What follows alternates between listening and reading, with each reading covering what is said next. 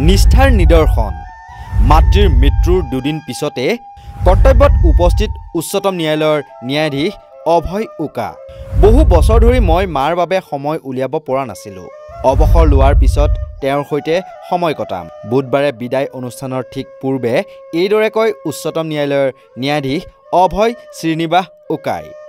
কিন্তু তেওঁ গম পোৱা নাছিল যে সেই মুহূৰ্তত মুম্বাইৰ এখন চিকিৎসালয়ত চিকিৎসাধীন হৈ থকা মাক বাসন্তী উকাই শেষ নিশ্বাস ত্যাগ কৰিছে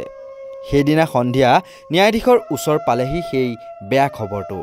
লগে লগে তেওঁ মুখ্য ন্যায়াধীশ বি.আৰ. গাভাই আৰু তেওঁৰ সতীৰ্থ ন্যায়াধীশসকলক জনাই মুম্বাইলৈ ৰাওনা হয় বৃহস্পতিবাৰে বিয়লি থানেত মাতৃৰ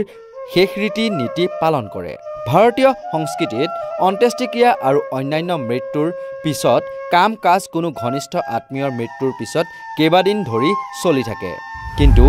ন্যায়াধীশ ওকাৰ কান্ধত আন এক গুৰুত্বপূৰ্ণ দায়িত্ব আছিল শুনানি সম্পূৰ্ণ কৰা গোচৰসমূহৰ ৰায়দান বৃহস্পতিবাৰে দিয়াৰ কথা আছিল ন্যায়াধীশ ওকাই সিদ্ধান্ত লৈছে যে শুকুৰবাৰে যিহেতু তেওঁৰ শেষ কৰ্মদিন তেওঁ আদালতলৈ আহি বাকী ৰায়দানৰ লগতে কেইবাটাও গোচৰৰ শুনানি ল'ব আদালতৰ প্ৰতি ন্যায়াধীশ ওকাৰ গভীৰ দায়বদ্ধতাৰ এয়া উৎকৃষ্ট উদাহৰণ নহয়নে প্ৰসংগক্ৰমে যোৱা দেওবাৰে তেওঁ মুম্বাইত মুখ্য ন্যায়াধীশ গাভাইৰ সন্মানত আয়োজন কৰা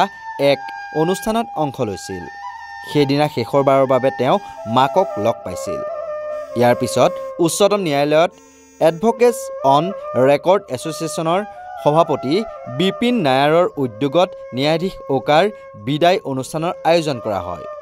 তেওঁৰ নাম অভয় যাৰ অৰ্থ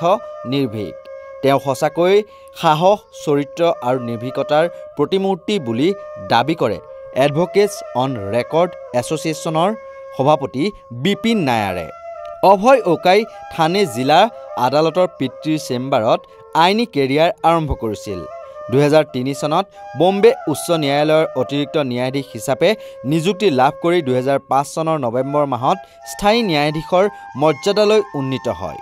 2019 চনৰ মে মাহত তেওঁ কৰ্ণাটক উচ্চ ন্যায়ালয়ৰ মুখ্য ন্যায়াধীশ হিচাপে নিযুক্তি লাভ কৰে আৰু 2021 চনৰ আগষ্ট মাহত ভাৰতৰ উচ্চতম ন্যায়ালয়ৰ ন্যায়াধীশ হিচাপে নিযুক্তি লাভ কৰে